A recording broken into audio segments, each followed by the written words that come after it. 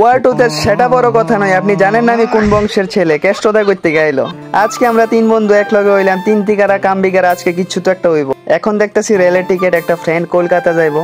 আড্ডা মারতে মারতে প্রায় একটা 10 বাজে গেছে, ওয়েদারটা ভালো, তো যাইতেছি ফটো শুট করতে নিশ্চিন্তপুর রেল স্টেশনে যে একটু ঘুরলাম। সাডেনলি প্ল্যান হইলো ওয়ার 2 মুভি দেখুম, তো চিরজিৎ মোবাইলে চেক করলো 6:45টার সময় শো। তো এখন আমাদের কাছে অনেক সময় আছে, তো ফটো শুট করলাম, রিল বানাইলাম।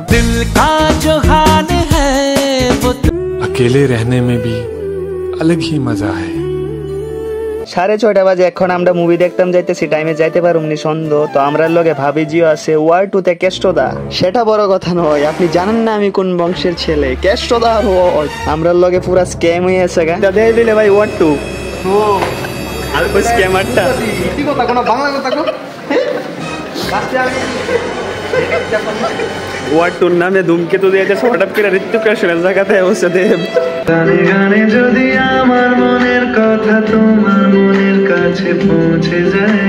মুভি থেকে মোটর লয়ে আইনি, কেউ লয়ে আয় না, বাট আমি মোটর লয়ে আই। মোটর খাইতে আলাদা একটা টেস্ট আছে, তো পিঙ্কুরও মোটর দিলাম। তারপরে তো পিঙ্কু আমাদের কাছ তুরি খাওয়া হইলো। কেষ্টদার একদম খাতারনাক ডান্স দেখলাম। আর